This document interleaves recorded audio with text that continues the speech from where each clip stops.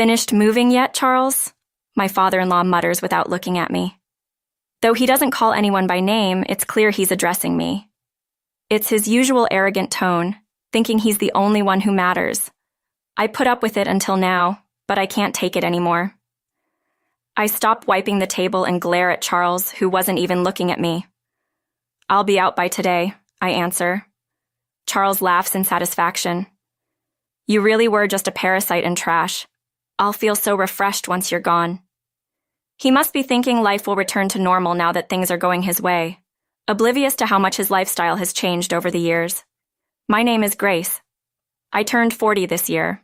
I'm married to William and currently living with my in-laws. It's been several years since our marriage, but we don't have children. There's no intention of having children now, and we can't have them anyway. I realized this soon after getting married. I met William at a party, and honestly, if I'd known about his infertility from the start, I might not have married him. I can't have kids, he told me the night we registered our marriage.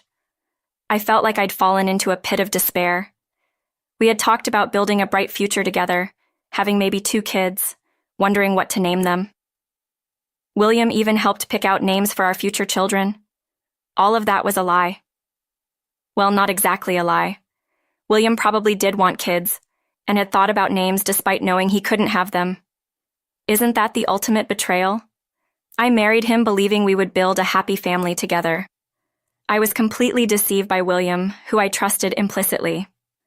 Some people might have divorced immediately upon learning such a truth, but divorce isn't that simple. For me, I had already vowed to become a family with the in-laws, and they are the only ones we can call parents. I couldn't just report to them that we were divorcing a day after becoming a family. However, living with the in-laws, the inevitable question was when we would have children. So we decided to tell them immediately. Of course, we didn't blame William. We said it was due to a female issue on my part. When they learned we couldn't have children, the in-laws were furious. A useless woman who can't bear children should leave this house immediately. Father-in-law Charles naturally tried to kick me out and treated me like a servant from then on. From the moment I entered the in-laws' house, I was never treated with dignity, always less than human. I always ate alone in the kitchen. I was a leftover disposal crew after the in-laws finished their meal. No matter how delicious the food I made, all I got were the scraps left by the in-laws and William. I've never had a satisfying meal since getting married. My weight kept dropping, and 6 months into the marriage, my wrist bones were protruding. Before, mother-in-law Madison was Charles's target, but it shifted to me after I joined the family. Madison seemed relieved by this. Mom's been smiling a lot more lately, I remember William once saying, because she's no longer the target. Madison must feel relieved enough to smile more. Of course, she never smiles around Charles, but I've noticed she does when talking with William. Charles's tyranny doesn't stop there. Once he knew we couldn't have children, he ordered me to work from dawn to dusk. Since you're lacking as a woman, at least be useful as a person in this house. I'd always planned to work even after marriage, and I didn't want to stay in this house any longer than necessary. Getting up early to do chores, sending everyone off, then going to work was tough, but having a job with flexible hours helped. Adjusting my return time to get home before everyone else was a plus. Even if I got home early and did chores, I never ate with everyone or received compliments for my cooking. Charles, in particular, would often throw away my food without tasting it. It looks bad. Neither William nor Madison ever complained or said anything else about it. Even if I complained from the kitchen, there were hardly any conversations during meals. I wonder if they really enjoy eating in silence, but all I do is watch them quietly. I had no choice but to get along with the in-laws. I pretended to be on good terms and played the role of a dutiful wife. I can't say I pretended to be on good terms, but as someone without parents, divorce seemed too heavy a burden. Then Charles demanded I use all my earnings for the in-laws' house. I intended to contribute some of my salary as living expenses, but Charles insisted on all of it. Such an absurd demand. What's the point of working if I don't know where my earnings go? But protesting wasn't allowed. Charles's decisions were absolute, and opposing him wouldn't improve anything. It was easier to comply, keeping Charles in a good mood, and sparing myself the sight of Madison and William's sad faces. In the end, the main problem in this marriage was Charles. Madison and William weren't much of an issue. Charles was the one who tormented and oppressed me. It seems Madison used to manage the household finances, but it became my duty after marriage. Madison, isn't it too much for Grace? Suggested to Charles. Shut up. I was dismissed as such. In Charles's eyes, Madison and I are no different. Being women, we're seen as worthless and not allowed to have opinions. I took over the household ledger from Madison. When I first saw it, I almost fainted. But now, after several years, I've gotten used to it. Perhaps because there's one more breadwinner, Charles started spending more recklessly than before I came. Because it's for work, he said, increasing his nights out. The three of them, excluding me, started going on trips during long weekends. They never did such things before, but suddenly things changed. He still doesn't treat me as family, calling me a parasite or trash. I'm just a housekeeper who costs nothing. In my 20s and 30s, I didn't mind much, even thinking it was peaceful when Charles wasn't home. But as I approached 40, I couldn't tolerate Charles's behavior anymore. Listening to him and silently obeying seemed foolish and bothersome. I lost my fear of Charles and started talking back. He didn't like that and gradually began to resent me. The negative loop continued to worsen, and recently my relationship with Charles had become extremely strained, with almost no conversation between us. Whenever Charles did speak, it was only to badmouth me. I would retort in kind, making the atmosphere at home dreadful. It had escalated to the point where he was telling me to leave the house, but I wouldn't stay quiet. Where do you expect me to go, knowing I have no parents? I'd snap back every time. Charles would slam his glass onto the table in anger.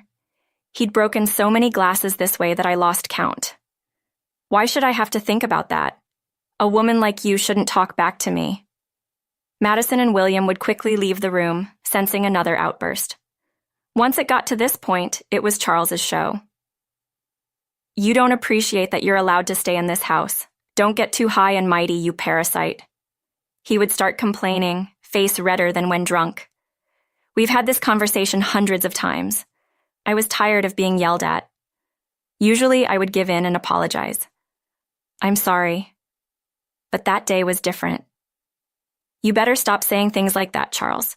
You're not getting any younger. You should start calming down. I was in a bad mood too and retorted sharply. Charles, not expecting me to talk back like this, was furious. Who do you think you're talking to?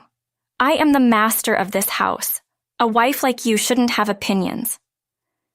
I knew I had crossed the line, but I couldn't stop myself. I've been his wife for years. Isn't it time I'm treated like a human? You're retired now with less salary. Looks like the tables are turning. Once I started, I couldn't stop. With all the built-up frustration, I confronted Charles head-on. He escalated too, eventually grabbing me by the collar. A person like you isn't needed in my house. I don't want to see your face anymore. Pack your things and leave right now. He yelled so loud that the furniture shook, pushing me away. I should have apologized right there, but I couldn't hold back anymore. Fine. You want me to leave? That'll make you happy, right? Charles, looking down on me, spat out, Yes. Unable to stay silent, I said, Then I'll do it. He stormed off to his room with a loud noise, and I, a bit calmer, started cleaning the living room Charles had dirtied. Madison came to check on me with a worried look, but left without saying anything, returning to her room. I had no place in this house anymore. Neither William nor Madison would protect me. Years of endurance exploded, making me feel even more isolated. The next day, as usual, I got up early and started my routine. Charles woke up and came into the living room. He sat on the sofa, leaning back and spreading out the newspaper without even glancing at me. Then he asked, without looking, Finished moving yet? There was no way I could have moved out so soon after yesterday's events. I didn't even think he was serious. I thought it was just a drunken outburst, not something he meant. This was about leaving the house, right? When will you leave? You have no right to live here anymore. Even as he spoke, Charles never looked at me. I stopped wiping the table and turned to face Charles. If he's serious about wanting me to leave, then I'll respond seriously. I'll be out by today. Madison, who was listening nearby, froze, her worried gaze falling on me. It's clear that once I leave, Madison will become the target again, and she doesn't want me to go. But Charles insists I leave, so I have no choice. More precisely, the option to apologize and continue living here was never there. Never there. Charles laughs loudly, likely satisfied that he's getting his way. I rush out of the living room, quickly pack my things, and leave the in-laws' house. I haven't decided where to go, but I feel liberated. I sent a message to William, who was already out. Please divorce me. A lawyer will contact you. Then I turn off my phone. Over the next few days, I find a lawyer and have them contact William and the in-laws. Charles, thinking divorce was inevitable, pressured William into signing the divorce papers quickly. William kept looking between me and the divorce papers, but there was no room for second thoughts. Charles was insisting. The divorce is finalized, and I had no intention of returning. I don't have money to give to a woman like you, but dealing with lawyers is a hassle, so I'll pay, Charles grumbles, not even paying with his own money, but arrogantly looking down on me.